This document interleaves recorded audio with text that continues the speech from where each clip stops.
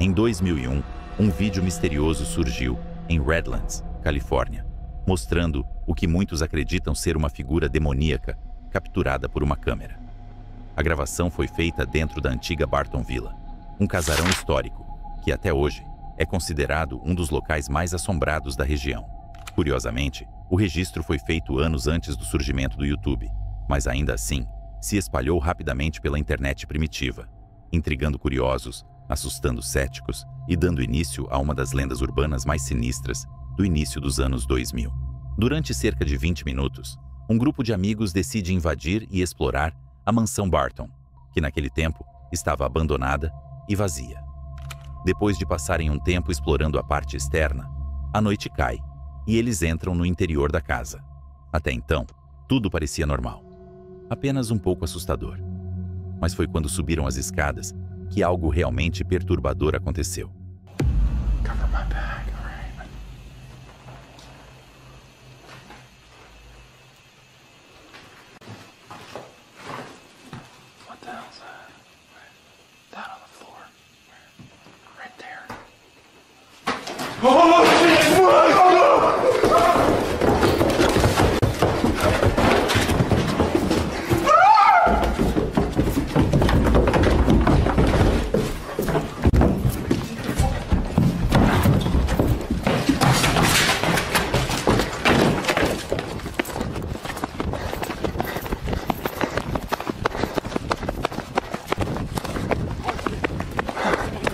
Get in. Oh, go. Yeah, go. Swear to God. Fuck. Go. No. Someone's in there? Swear to God. Swear to God. Oh, shit. Hell yeah. You guys are lying. We're not kidding. No. Go left. Go. Hit the gas and go. I can't see your freaking cameras in my way. Oh, fuck. You guys are lying. Someone help me. No, fuck. We're serious. Logo após chegarem ao topo da escada, o grupo se depara com algo indescritível, uma figura alta, disforme, com movimentos rígidos e uma estranha lanterna nas mãos.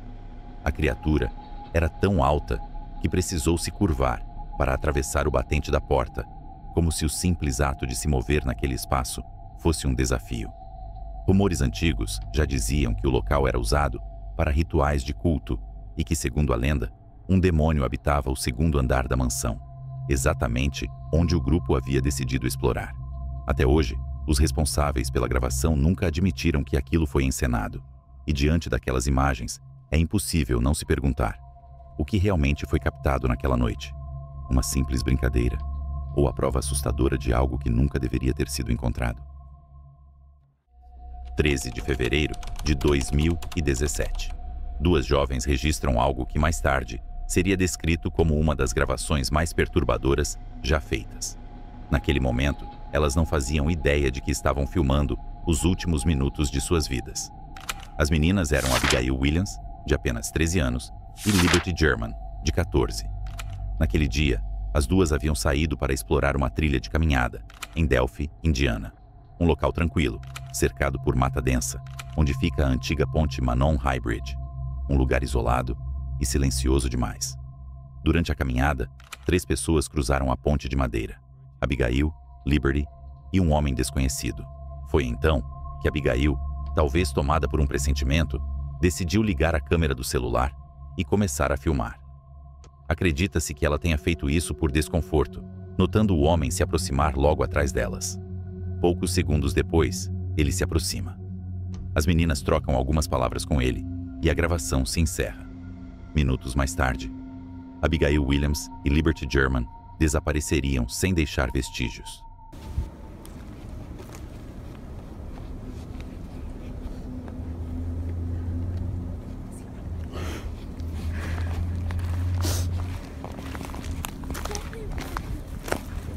See, this is the path that we go down.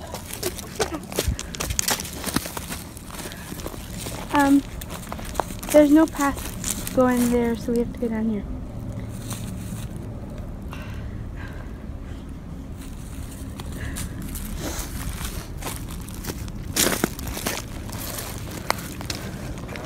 Hi. As meninas, é claro, não faziam ideia de quem aquele homem era. Infelizmente, os corpos de Abigail Williams e Liberty German foram encontrados no dia seguinte, próximos à ponte Manon High Bridge, sem vida. O caso rapidamente ganhou enorme atenção da mídia, por um motivo aterrador: o vídeo. Durante as investigações, a polícia descobriu que Liberty havia gravado o assassino com o próprio celular. Nas imagens, o homem aparece seguindo de perto as garotas e, em determinado momento, é possível ouvir sua voz ordenando: "Desçam a colina." Aquela curta gravação se tornaria uma das principais evidências do caso. Mesmo com a imagem granulada, os investigadores decidiram divulgar o rosto do suspeito e o áudio na esperança de que alguém o reconhecesse. Meses se passaram sem avanços. Somente 6 meses depois, a polícia liberou um retrato falado do homem visto no vídeo. Mas nada. 2 anos depois, em 2019, o mistério permanecia sem resposta. Foi então que um novo retrato falado foi divulgado, desta vez baseado diretamente na filmagem feita por Abigail. As autoridades declararam que aquela gravação era a melhor prova que possuíam. Com um ato de coragem e presença de espírito, Abigail registrou o próprio assassino.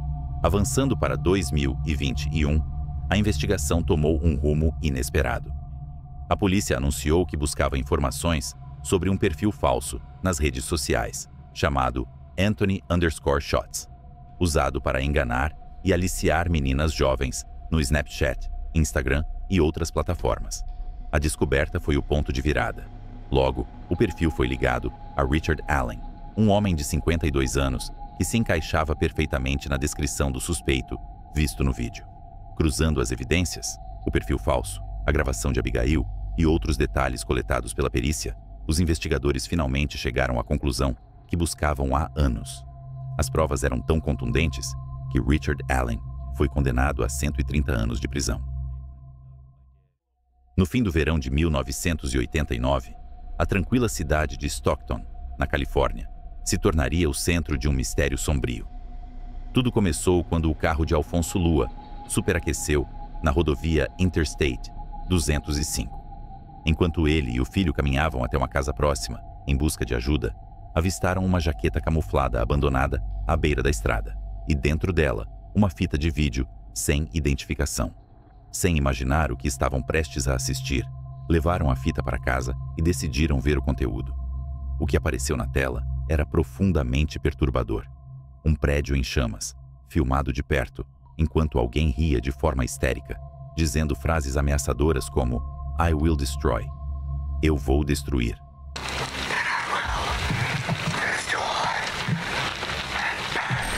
Apavorados, Alfonso e o filho entregaram a fita às autoridades, que rapidamente concluíram que quem havia feito a gravação provavelmente era o responsável pelo incêndio. Durante a investigação, os agentes encontraram itens peculiares: um pilão de madeira, comum em rituais esotéricos, e um crânio de cerâmica ornamentado. A hipótese era evidente. O autor parecia envolvido com práticas de cunho ocultista. Contudo, o enigma apenas crescia. Ninguém sabia onde o fogo havia começado, nem a quem pertencia o imóvel destruído. Entre os materiais recolhidos, recortes de jornal sugeriam que o mesmo indivíduo poderia estar relacionado a pelo menos 10 outros incêndios semelhantes. O caso permaneceu sem solução até 1990, quando o programa de TV Unsolved Mysteries exibiu trechos da fita. Em poucos dias, centenas de ligações chegaram à polícia. Alguns telespectadores reconheceram a casa em chamas, localizada em Redwood City, ainda em construção na época. Uma mulher contou que tinha um vizinho de 17 anos, chamado Omar, que acabou levando os investigadores até um rapaz de 19 anos, o verdadeiro responsável pelo incêndio. Na casa dele, a polícia encontrou diversos itens perturbadores, confirmando as suspeitas. Eles foram detidos a tempo, antes que pudessem agir novamente. Devido à idade, ambos foram julgados como menores. Um cumpriu pena em um centro juvenil e o outro foi internado em um hospital psiquiátrico do estado. Assim terminava um dos casos mais estranhos e inquietantes da Califórnia dos anos 80. Um mistério que só foi resolvido graças a uma fita perdida na beira da estrada. Antes de avançarmos, quero pedir sua colaboração. Deixe o like e inscreva-se no canal para juntos chegarmos à marca dos 100 mil inscritos. É rápido e simples, e você pode mudar de ideia a qualquer momento. Feito isso, seguimos em frente. Erguido no coração do centro de Los Angeles e envolto em uma história cercada por mistério e tragédias, o Hotel Cecil se tornou um dos endereços mais notórios da cidade.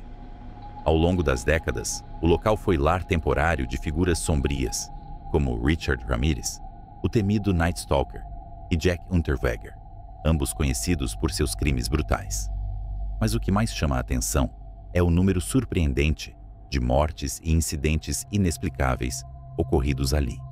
Entre eles, o caso enigmático de Elisa Lam, que até hoje permanece cercado de perguntas sem resposta. Elisa Lam era uma estudante canadense de 21 anos que havia decidido fazer uma pausa nos estudos para viajar pela costa oeste dos Estados Unidos. Ela mantinha contato diário com os pais, mas, no dia 1º de fevereiro de 2013, as ligações cessaram e, preocupados, eles acionaram a polícia. Ao revistarem o quarto, os agentes encontraram o computador, as roupas, a carteira e os remédios de Elisa. Não havia qualquer sinal de saída repentina. O único item desaparecido era seu celular. Mesmo após uma busca completa pelo hotel, nenhum vestígio foi encontrado. O que tornaria o caso ainda mais inquietante viria em seguida. A filmagem do elevador, descoberta pelos investigadores. Nas imagens, Elisa Lam aparece entrando no elevador e pressionando vários botões de uma só vez. Logo em seguida, ela olha várias vezes para o corredor, como se temesse estar sendo seguida. Seu comportamento é estranho, confuso e imprevisível. Ela entra e sai do elevador repetidas vezes, fica parada por alguns segundos, encostada na parede, retorna e pressiona ainda mais botões, até que parece gesticular e falar com alguém que estaria fora de cena. Momentos depois, ela se afasta, desaparecendo do alcance da câmera, e poucos segundos mais tarde, as portas do elevador se fecham lentamente. Aquela gravação marcaria a última vez que Elisa Lam seria vista com vida. O vídeo rapidamente se tornou viral e o público passou a levantar inúmeras teorias e especulações. Estaria Elisa fugindo de alguém? Sob efeito de alguma substância? Ou teria sido atraída para outra dimensão, como sugeriam os que acreditavam no misterioso jogo do elevador? Enquanto as teorias se espalhavam, as buscas diminuíram e o Hotel Cecil parecia voltar à rotina. Mas então, hóspedes começaram a reclamar da baixa pressão da água e do gosto estranho ao utilizá-la. No dia 19 de fevereiro, 3 semanas após o desaparecimento, funcionários da manutenção subiram ao telhado para inspecionar os 4 tanques de abastecimento. Foi ali que descobriram o corpo de Elisa Lam. Ao lado dela estavam a chave do quarto e o relógio, mas o celular jamais foi encontrado. Um detalhe que até hoje mantém o mistério vivo em torno desse caso. A morte foi oficialmente classificada como um afogamento acidental. Os investigadores descobriram que Elisa havia interrompido o uso da medicação para bipolaridade, o que levantou a hipótese de que um surto psicótico poderia explicar seu comportamento confuso. Essa teoria também se alinhava aos relatos das pessoas que a hospedaram. Quando chegou ao hotel, Elisa ficou em um quarto compartilhado com outras garotas, mas logo foi transferida para um quarto individual, pois seu comportamento as deixava assustadas. Ela trancava as colegas do lado de fora, pedia senhas para deixá-las entrar e deixava bilhetes com frases estranhas como "vá embora" e "volte para casa", espalhados pelo quarto. Mesmo assim, muitos detalhes permanecem sem explicação. O acesso ao telhado era trancado e restrito, e os tanques de água eram pesados e difíceis de abrir. Além disso, grãos de areia de praia foram encontrados nas roupas de Elisa. Um mistério que, até hoje, ninguém conseguiu decifrar completamente. As circunstâncias misteriosas que cercaram a morte de Elisa Lam, somadas à fama sombria do Hotel Cecil, transformaram o caso em um dos enigmas mais discutidos da era digital. Até hoje, ele inspira teorias, debates e especulações em todo o mundo, mantendo viva a dúvida sobre o que realmente aconteceu naquela noite. E você, o que acha que aconteceu com Elisa Lam? Uma das consequências de ser uma celebridade é ter fãs, mas, infelizmente, alguns ultrapassam os limites da admiração, transformando-se em perseguidores obcecados. Foi o caso de Ricardo Lopes, um homem recluso e de comportamento excêntrico, que em 1993 desenvolveu uma fixação intensa pela cantora islandesa Björk. Durante 3 anos, Ricardo manteve um diário detalhado sobre ela e enviou diversas cartas de fã. À primeira vista, parecia uma admiração inofensiva. Suas mensagens nunca continham ameaças ou linguagem agressiva. Mas tudo mudou em 1996, quando Björk iniciou um relacionamento com o produtor musical Gold. A notícia desencadeou um colapso emocional em Ricardo. Ele abandonou o diário e passou a gravar vídeos longos e perturbadores, nos quais expressava raiva e obsessão, dizendo que a cantora havia manchado sua pureza ao se envolver com outro homem. A partir dali, o caso tomaria um rumo sombrio, revelando até onde a obsessão pode levar uma mente desequilibrada. Com o tempo, Ricardo começou a traçar um plano. Inicialmente, queria enviar um pacote infectado com HIV para a cantora. Logo depois, sua ideia se transformou em algo ainda mais cruel. Mandar uma carta-bomba contendo ácido sulfúrico, capaz de mutilar Björk para sempre. No dia 12 de setembro de 1996, ele enviou sua última correspondência, o pacote preparado com ácido, para a casa da cantora em Londres. Naquele mesmo dia, cortou o próprio cabelo, pintou o rosto com tintas vermelha e verde em formato de zigue-zague e gravou seu último vídeo diário. A gravação termina com Ricardo apontando uma arma para si mesmo e disparando exatamente no momento em que a música de Björk, I Remember You, chega ao fim. Seu corpo foi encontrado 4 dias depois. Por sorte, Björk saiu ilesa. O motivo? Cartas de fãs não eram entregues diretamente em sua casa. Elas passavam por triagem antes de chegar até ela. O pacote de Ricardo ainda estava sendo processado no Correio de Londres, quando as autoridades o localizaram e detonaram com segurança. Infelizmente, as fitas de Ricardo Lopes, incluindo sua última gravação, ainda circulam pela internet.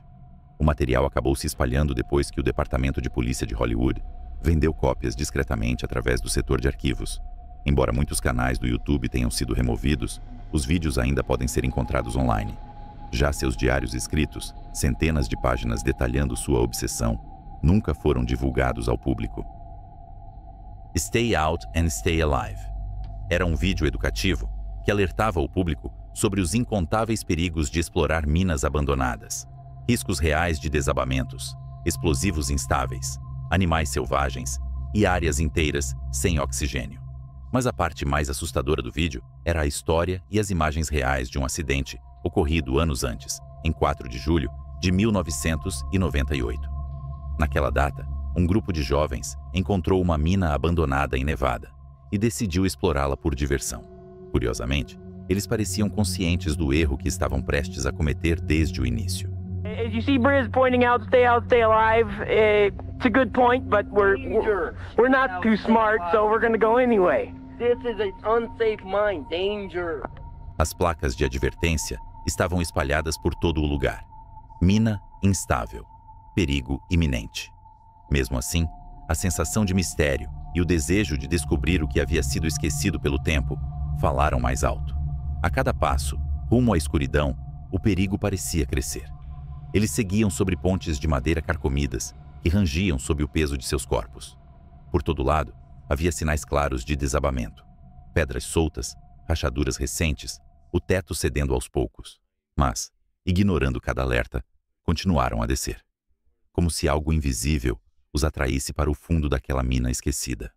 If you look at all this, there's lots of rocks and stuff that have fallen from the ceiling, which indicates that probably not a good idea to be walking this way. And, well, they've already fallen, so they're not gonna fall again. Well, there's more to fall still. Vale lembrar, nenhum deles era profissional. Tampouco tinha qualquer experiência com mineração ou espeleologia. Eram apenas garotos comuns, em busca de uma aventura legal para registrar em vídeo. Mas a diversão logo deu lugar ao risco. A cada passo, aumentava a sensação de que estavam entrando em território proibido. Qualquer deslize poderia ser fatal. Bastava um passo em falso para despencar em um poço de mais de 300 metros, ou se perder para sempre naquele labirinto de túneis que parecia não ter fim. Yeah, we gotta remember where we're... Okay, we got out here. Who painted these X's in the cliff? Grant. What do they mean? Dead ends and stuff. Okay, they're all got an X on them. We can go this way. That one's got an X. What's off about that? What does the diamond mean? Where's that go? Goes down. Along there. Ooh, that's not a little. Well, it'd be kind of hard if you slipped and fell. You could catch yourself before you actually fell down there. Not if panic set in and you spin like a little girl. O medo começou a tomar conta. Além disso, gases venenosos e materiais radioativos poderiam causar sérios danos à saúde, se não de imediato, com o passar do tempo. De algum modo, o grupo conseguiu escapar de todos esses riscos e seguiu ainda mais fundo. Foi então que se depararam com algo que quase lhes tirou a vida. Got them pipes. Oh, wow. We have to climb that? Yeah, don't everybody get up.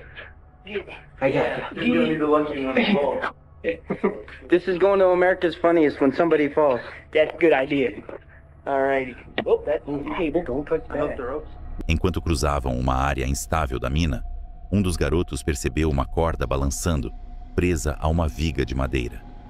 E, tomado pela curiosidade, decidiu ver o que havia logo abaixo dela. It's down to the main shaft. Wow, so we're climbing down this rope. Yeah. How far down? How are we getting out of it? Climbing up it. I see. Enquanto avançavam por uma seção precária da mina, um dos garotos reparou em uma corda pendurada em uma viga de madeira e quis saber o que havia abaixo. Mesmo sem qualquer experiência, decidiram seguir em frente. Adam, tomado pela empolgação, foi o primeiro a se voluntariar para descer. How far down does it go? All the way down to that ladder. See where it's going down? We're Like a good 30 feet. We're like gonna hook this I'll camera. go first. I am. About 600 feet. You don't like to break out. You don't like to... Put it like he's doing it into your mouth. Yeah. It's all like this. Is it off now? No, it's not. How am I gonna get this thing down there? Yeah, but how am I gonna get back up? I don't have. Hey, good. Give you my belt string on. Adam! Oh, Adam. Hello? Adam. Yes. Adam. Oh God. Oh God. Somebody help. Adam. Em questão de segundos, a corda envelhecida cedeu e Adam despencou cerca de 20 metros em queda livre pelo poço escuro, perdendo a consciência ao atingir o fundo. Por sorte, seus ferimentos não foram fatais. Ele ainda respirava e seus amigos, em completo desespero, conseguiram achar uma rota de saída e acionar as autoridades. Após uma longa e tensa operação de resgate, Adam foi finalmente retirado com vida. O fato de todos terem sobrevivido foi tratado como um verdadeiro milagre. O poço poderia ter ultrapassado os 30 metros de profundidade, ou Adam poderia ter se chocado contra as paredes durante a queda. Qualquer um desses detalhes teria sido fatal. Pior ainda, se a corda tivesse rompido quando o último descia, o grupo inteiro teria ficado preso nas profundezas da mina, isolado do mundo exterior e à mercê da escuridão eterna. O caso de Justin Moscara chamou atenção no mundo todo pela sua estranheza e pelos mistérios que o cercam. Justin era um homem colombiano que costumava viajar e fazer amizades com pessoas mais velhas. Em um desses encontros, participou de um passeio de lancha em um resort de luxo na Colômbia, junto de Albert Afonso, de 62 anos, e Paul Longworth, de 71. Na foto tirada naquele dia, os três aparecem sorridentes, sem imaginar o rumo trágico que aquela amizade tomaria meses depois. 4 meses depois daquela foto aparentemente inocente, o caso tomou um rumo chocante. Em 8 de julho de 2024, Justin Moscara foi acusado de tirar a vida de Albert Afonso e Paul Longworth, no apartamento onde eles moravam, em Londres. Após o crime, ele teria colocado os corpos dentro de uma mala grande, lacrando-a com várias camadas de fita adesiva, antes de viajar cerca de 190 quilômetros até Bristol. Segundo as investigações, Justin contratou um motorista particular para levá-lo até a Clifton Suspension Bridge, um dos pontos turísticos mais conhecidos da cidade. Durante a busca pelos desaparecidos, a polícia começou a seguir os passos de Justin, e foi então que encontraram as imagens de câmeras de segurança da ponte. O vídeo mostrava Justin arrastando uma mala pesada, visivelmente selada para evitar que se abrisse. As autoridades acreditam que ele pretendia se livrar da mala, jogando-a no rio abaixo. Mas o plano não saiu como esperado. Uma pessoa que passava pelo local achou a situação estranhamente suspeita e começou a filmar a cena. Nas imagens, é possível ouvir alguém comentando, em choque: Mira, mi jefe es muy malo. Quando a polícia teve acesso ao celular de Justin Moscara, fez uma descoberta chocante e perturbadora.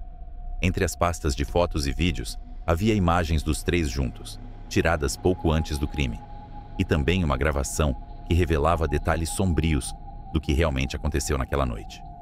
O vídeo mostrava os homens participando de um encontro íntimo consentido, algo que, segundo as investigações, eles costumavam registrar para postar em plataformas de conteúdo adulto. Mas, em determinado momento, a gravação muda de tom. Justin pega uma faca e parte para um ataque repentino contra Albert, que estava de olhos vendados, sem qualquer chance de reação. Durante o ataque, ele chega a dizer: "Você gostou disso?" Instantes depois, Albert não resiste aos ferimentos. Logo em seguida, Justin se volta para Paul e o atinge na cabeça, encerrando a gravação pouco depois. As imagens, embora mantidas sob sigilo pelas autoridades, foram prova decisiva no caso. Elas ajudaram a confirmar a cronologia dos acontecimentos e a responsabilidade direta de Justin Moscara pelos assassinatos. Um caso cruel e sem sentido, que deixou a todos em choque, e que, mesmo após o julgamento, continua sendo lembrado como um dos crimes mais impactantes de 2024. Ao revistar o apartamento, a polícia encontrou fortes evidências do crime, incluindo materiais escondidos no freezer que confirmavam a identidade das vítimas. Os peritos apontaram que houve violência intensa durante o ataque, deixando uma cena profundamente marcante para quem esteve no local. A motivação, segundo as investigações, parecia estar ligada a um comportamento obsessivo e desequilibrado, sem qualquer explicação racional. Com as gravações do ocorrido, o vídeo público mostrando Justin carregando a mala, as imagens de segurança e até os dados das vítimas identificados na bagagem, o júri não teve dúvidas ao declará-lo culpado por unanimidade. Um caso chocante e perturbador, marcado pela frieza e pela ausência total de empatia, que permanece até hoje como um dos episódios mais difíceis de compreender. Por hoje é isso. Eu sou o Alexandre e agradeço por você ter ficado até aqui. Se curte nossos vídeos, não esqueça de apoiar, deixando o like e se inscrevendo no canal. Ah, e deixe também seu comentário. Eu leio e respondo todos, sempre que possível. Pode ter certeza.